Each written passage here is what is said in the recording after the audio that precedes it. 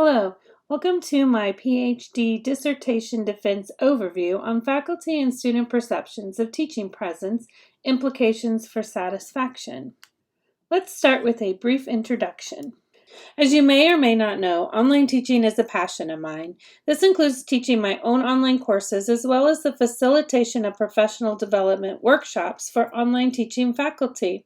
Online learning is growing, and in 2017 there were 22 million higher education students and 2.9 million students were enrolled in completely online programs, and this number increases around 3.9% per year while our traditional numbers are falling. In addition to the students who are completing a program online, around 30% of students enrolled in on-campus programs enroll in at least one online course during the course of their studies. The University of Nebraska has over 200 fully online programs at UNO, UNL, UNK, and UNMC that include certificate, bachelor's, master's, and doctoral degree programs. Due to the increase in the number of online programs, many institutions are having to increase hiring rates at the same pace. Many of the current faculty and newly hired faculty are hired for their expertise in the subject matter that they will be teaching, and many of them may or may not have a foundation in education, teaching, or online teaching. Let's take a few minutes to cover the background information in this study. Teaching presence is one element of the community of inquiry theoretical framework model, which is based on the learning experience through the three interdependent elements.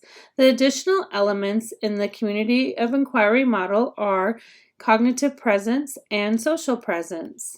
Teaching presence contains three components to include the design and organization of the course, the instructor's facilitation throughout the course, and direct instruction.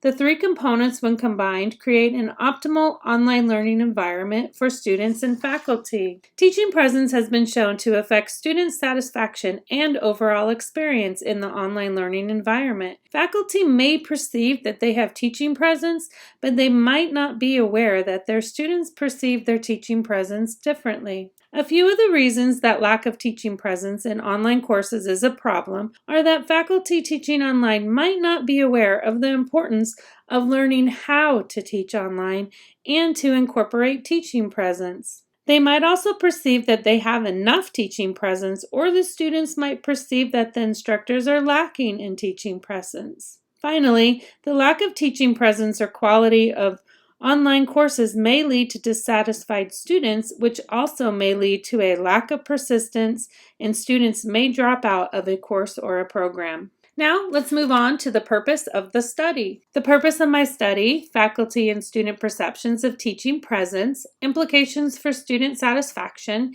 is to research the similarities and differences between the online student and his or her instructor's perceptions of teaching presence in an online graduate course, and to determine if there is a significant relationship between teaching presence behaviors and overall course satisfaction. The first research aim of this study is to determine if student and instructor perceptions of the instructor's teaching presence in a fully online course differ. And the second aim is to determine if there is a significant relationship between teaching presence and course satisfaction in fully online courses. The next few slides will discuss the study's methodology. The study design is a quantitative, non-experimental, cross-sectional stratified survey design. The study also partitioned the sample into two strata based on the total number of online courses taught previously, 1 to 4 and 5+ courses. The Community of Inquiry Teaching Presence Survey with 5-point Likert scale questions was administered separately to faculty and students during week 10 through 12 of the fall semester using the UNMC Evaluation Kit software. In 2008 and 2009, 3 separate studies on the validity and reliability of the Community of Inquiry survey were conducted. Since then, more than 20 studies have suggested that the survey is reliable and valid. In addition to the quantitative data, an illustrative element was added to the survey by collecting open-ended qualitative responses to the Likert survey scale questions. The study population was online graduate level teaching faculty. I sent out email invitations to 284 University of Nebraska faculty. After 3 requests, 35 faculty agreed to take part in the study. When I sent the document to share with their students, 3 UNO faculty withdrew, leaving an N of 32. Here is a timeline of my data collection. After faculty agreed to participate, they uploaded their students' university's emails to a MS365 folder.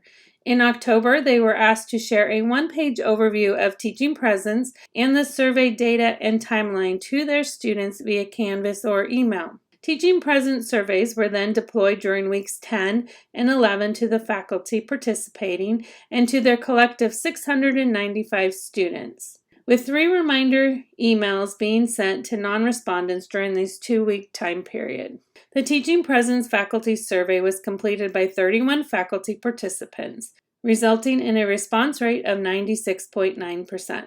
2 faculty participants had 0 students complete the survey and were removed from the data set, leaving an N of 29. The Student Teaching Presence Survey was completed by 193 students.